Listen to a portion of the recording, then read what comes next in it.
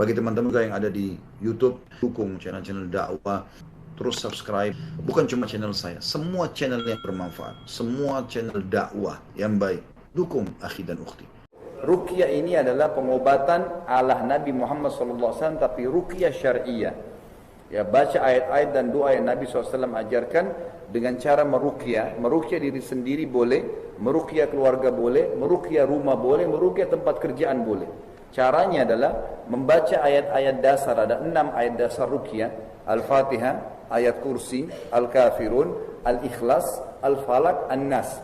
Dibaca 3 kali, ditiup ke telapak tangan setiap kali baca. Waladdallin, tiup telapak tangan 3 kali. Qul huwallahu ahad, ya, tiup lagi telapak tangan setiap habis baca surah. Kemudian usap dari kepala sampai ke kaki dengan niat melindungi diri dari sihir dan gangguan syaitan, serta memusnahkan semua buhul dan syaitan yang ada di badan kita. Diusap. Biasanya kalau ada sihirnya bereaksi.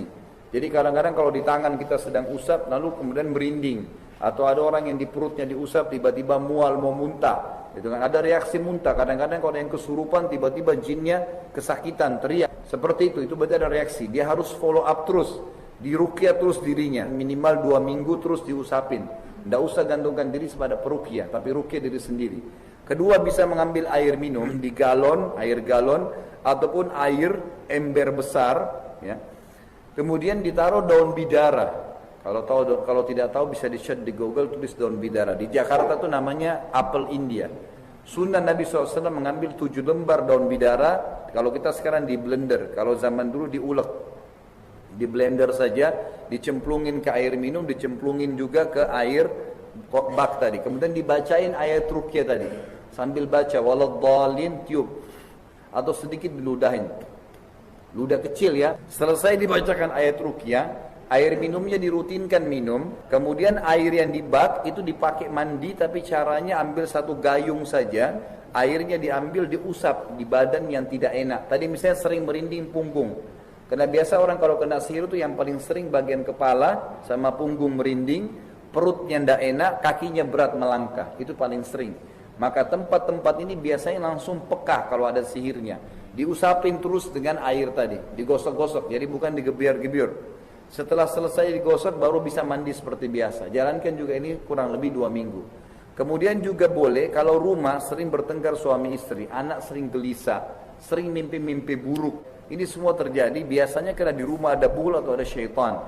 Ambil air ruqyah tadi, ditaruh di semprotan setrika, kemudian bapak ibu keliling rumah, bacain ya ayat kursi, ayat ruqyah, walaupun sudah diruqyah air, bacain lagi. Allahu la ilaha illa wal hayyul qayyum, semprot. Lalu minta, ya Allah musnahin semua syaitan-syaitan dan buhul-buhul sihir di rumah saya ini. Sambil dibacain. Tempat yang sering kita nggak enak di mana, di situ didatangin. Kecuali barang elektronik nanti rusak. Kemudian kalau tempat usaha juga sama. Ingat, saran saya sebagai penutup, tinggalkan semua jenis buhul. Apa itu buhul? Kertas-kertas, tulisan-tulisan, kulit hewan, kulit buah-buahan yang dikasih sama orang-orang yang tidak pintar. Dan mereka juga seringkali menggunakan kedok, maaf, kiai, haji, ya ustadz. Padahal sebenarnya mereka tuh berkedok. Ini umumnya ada syarat-syarat. Syaratnya ini, syaratnya itu.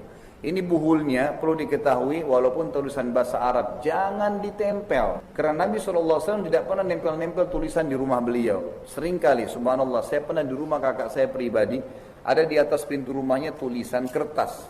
Waktu saya masih S2 di Makassar kemarin, itu kemudian saya ambil kertas itu, saya buka. Sudah kuning, sudah tua sekali. Waktu saya buka, 7 tahun saya belajar bahasa Arab Bapak Ibu sekalian. Mohon maaf, dari SMA sampai S1. Saya tidak tahu apa isinya, padahal bahasa Arab. Huruf hijaiyah dibolak-balik, angka-angka, gambar pedang, gambar binatang, gambar bunga. Apa ini? Saya bolak-balik nggak ngerti. Padahal tiap hari saya baca kitab gundul. Kemudian terakhir saya dapat dibawa, ternyata bahasa Indonesia yang diarabkan. Siapa yang tempel kertas ini tidak akan masuk pencuri rumahnya, tidak akan ribut rumah tangganya. Padahal sebenarnya bermasalah juga. Ini buhul, nggak boleh ditempel. Ayat kursi yang kita pasang di tembok kita, walaupun sebesar tembok masjid ini 5 kali 5 meter, tidak bisa ngusir setan kecuali dibaca. Dan ingat, tulisan bahasa Arab tidak cukup. Ayat Al-Quran kalau dihapus 1 huruf, ditambah 1 huruf bisa jadi alat sihir.